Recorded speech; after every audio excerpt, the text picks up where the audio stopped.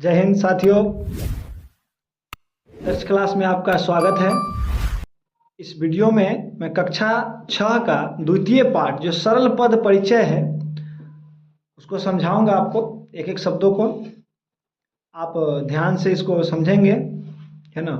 विशेषकर मैं छोटे बच्चों के लिए वीडियो लाया हूँ इसको। तो देखिए, इसमें पहले कह रहा है गृह उपकार उपकरण नानी, मतलब जो घर में काम होने वाले उपकरण हैं, जो घर में काम होने वाले मतलब घर में इस्तेमाल होने वाले चीज़ें हैं, उसको समझा रहा है हमको। तो हम लोग टाइम पास ना करते हुए देखते हैं। ऐशा खट्वा अस्ति, खट्वा मतलब होता है खाट, है ना। ऐशा का मतलब होता है यह, और ये जो ऐशा है, इस ऐशा का मतलब यह स्त्रीलिंग के लिए है, समझ गए। तो ऐशा खट्वा अस्ति मतलब यह खाट है। कंबलम उष्णम भवती, कंबल जो है वो गर्म होता है। उष्ण मतलब गर्म, तभी तो हम लोग ठंडी में कंबल ओढ़ते हैं। तो कंबलम उष्णम भवती मतलब कंबल गर्म होता है। घटा पूर्ण अस्ति, घटा मतलब होता है घरा, पूर्ण मतलब भरा हुआ, है ना। तो इसका हुआ कि घटा घरा जो है वो पूरा भरा हुआ है।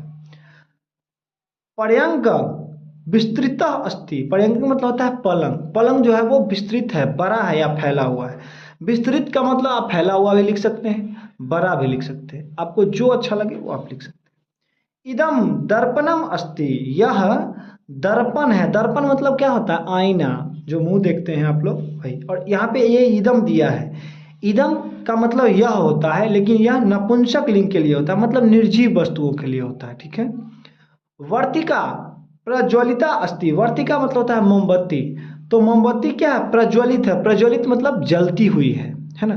तो इस तरह से आपका ये हो गया कंप्लीट। अब हम लोग आगे देखते हैं इस चैप्टर के। इसके आगे में है पशव, पशव मतलब पशु। अश्व धावती, अश्व मतलब क्या होता है? घोड़ा। तो अश्व धावती मतलब घोड़ा दौड़ता है। अजा चरती, अजा मतलब होता है बकरी, तो अजा चरती मतलब बकरी चर रही है। गज विशाल भवती, हाथी बहुत विशाल होता है, बड़ा होता है। उष्ट्रः मरुस्थलस्य यानम अस्ति, मतलब ऊंट जो है वो मरुस्थल का जहाज है। मरुस्थल मतलब जहाँ बालू सिर्फ रेत ही रेत होता है, जैसे भारत में राजस्थान का क्षेत्र। इसमें दूसरा जानवर नहीं चल सकता है। क्यों नहीं चल सकता है? क्योंकि दूसरा जानवर का जो पैर होता है वो गद्दीदार नहीं होता। ऊंट का जो पैर होता है वो गद्दीदार होता है। तो गद्दीदार होने के कारण और चौड़ा होने के कारण ये क्या करता है? तो ये जमीन में बालू में नहीं धंसता है, समझ गए ना। तो इसलिए इसको मरुस्थल का जहाज बोला जाता है। कच्छप मंदम चलती, कच्छपम, कच्छप मतलब कछुआ, है ना। तो कछुआ धीरे धीरे चलता है, मंद मंद मतलब धीरे धीरे। कुकुरा बुक्कति, बुक्कना माने भौंकता है, तो कुत्ता भौंकता है ना। अब हम लोग आगे देखते हैं।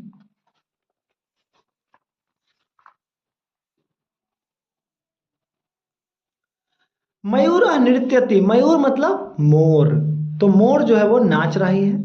कोकिला कूजती, कोकिल मतलब होता है कोयल, कोयल जो है वो गा रही है।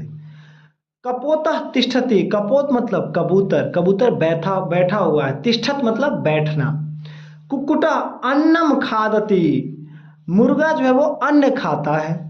हंस तड़ागे तरती, तड़ागे मतलब होता है तालाब, तो हंस जो है वो तालाब में तैरता है। ये था पक्षी। हम लोग देखते हैं पुष्प, पुष्प मतलब क्या होता है? फूल। पक्षी का तो पक्षी ही होगा, आप समझ रहे हैं। कमलम राष्ट्रीय पुष्पम अस्ति, कमल जो है वो हमारा क्या है? राष्ट्रीय पुष्प है।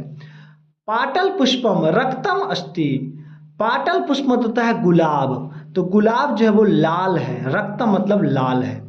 इदम चंपक पुष्पम अस्ति, यह चंपक है, चंपक पुष्प है या चंपक फूल है ना, या चंपा है। मल्लिका विकसती, है ना, मल्लिका जो है वो क्या कर रही है?